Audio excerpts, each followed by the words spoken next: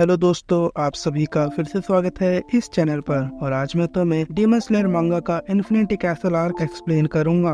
Chapter 140 की starting में Tanjiro infinity castle में गिर रहा है और वो गिरते हुए यही सोच रहा होता है कि अगर वो गिरा तो वो मारा जाएगा, कि तभी उसे वाटर हाशिरा पकड़ लेता है और तानजीरो की सेफ लैंडिंग कराता है। और तभी उसके पीछे एक डीमन आ जाता है। तभी तानजीरो यूज करता है water breathing first form surface slice और उस डीमन को वही मार देता है। कि तभी पलक झपकते ही कई सारे डीमंस तानजीरो पर अटैक कर देते हैं, लेकिन ऐन मौके पर तानजीरो और वाटर हाशिरा मिलकर सभी डीमंस को मार देते हैं। जहां तानजीरो वाटर हाशिरा की तारीफ कर रहा होता है और वो दोनों आगे की ओर चले जाते हैं। फिर से शिफ्ट होता है और हमें मित्सुरी और ओबानाई को दिखाया जाता है, जिनके पीछे काफी सारे डीमंस हैं। कि तभी ओबानाई यूज करता है snake breathing first form serpentine coil और डीमन को मारकर काफी कूल अंदाज में कहता है कि मित्सुरी से दूर रहो, जहां मित्सुरी ब्लश कर रही होती है। फिर से शिफ्ट होता है और हमें स्टोन और मिस्ट हाशिरा दिखाए जाते हैं, जो कई सारे लोअर मून डीमंस को मार आगे बढ़ रहे होते हैं और वो कगाया के बारे में ही सोच रहे होते हैं, जिसने अपने आप को एज अ डिकॉय यूज करा। मोइचिरो इमोशनल हो रहा होता है कि तभी ग्योमे उसे संभाल कहता है कि हम सभी भी ऐसा ही महसूस कर रहे हैं। फिर सीन शिफ्ट होता है और हमें साने में दिखाया जाता है, जो खुद को कगाया की मौत का दोषी मानता है। कि तभी उस पर एक डीमन हमला करता है और साने में उसे मार देता है। तभी और डीमंस आते हैं और साने में गुस्से में आ जाता है। फिर से शिफ्ट होता है और हमें इनोसुके दिखाया जाता है, जो डीमन को मारते हुए आगे बढ़ रहा था। फिर सीन शिफ्ट होता है जेनित्सु पर, जो कि अपर मून के काफी ज्यादा पास है। फिर सीन शिफ्ट होता है और हमें शिनोबु दिखाई जाती है, जिसे खून की गंध आ रही होती है और वो एक जगह पहुंचती है। जैसे ही वो दरवाजा खोलती है, उसे दिखाई देता है अपर मून 2 डोमा, जो कि उसे नोटिस करता है और उसे शिनोबु काफी स्वादिष्ट लगती है। और यहीं ये चैप्टर खत्म हो जाता है।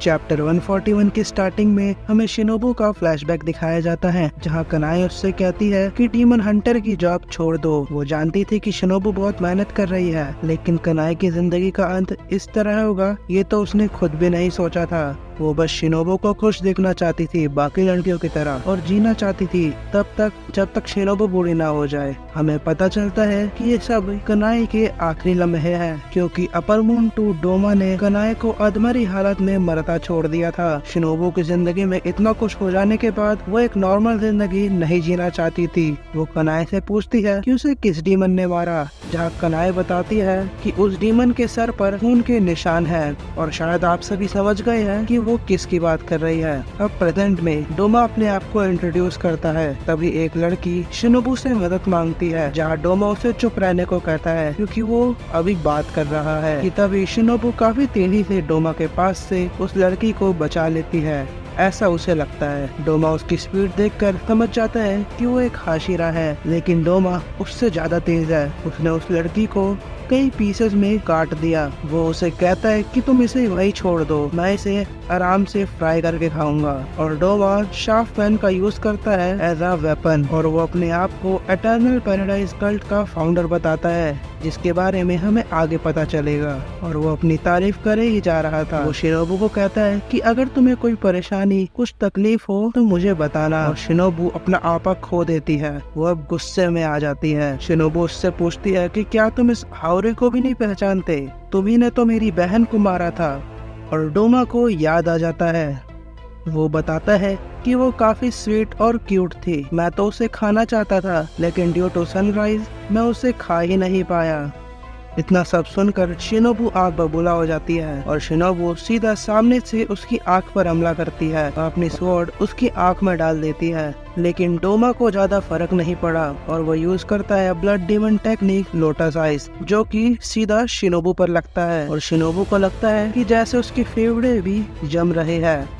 तभी शिनोबु उससे कन्फ्रंट करती है कि वो उसे मार भले ही ना पाए, लेकिन पॉइजन जरूर मार देगा। तभी पॉइजन उस पर असर करता है और डोमा खून की उल्टी करता है। और शायद डोमा उस पॉइजन के इफेक्ट से अपने आप को हील कर लेता है और डोमा उसके साथ खेल रहा है। और शिनोबु को पता है कि ऐसा भी हो सकता है कि पॉइजन काम न करे। और यहीं पर ये चैप्टर खत्म हो जाता है। आपको वीडियो कैसी लगी कमेंट सेक्शन में बताएं। वीडियो अच्छी लगी हो तो लाइक करना, चैनल पे अगर नए हो तो सब्सक्राइब करना। मिलते हैं अगली वीडियो में, तब तक के लिए गुड बाय।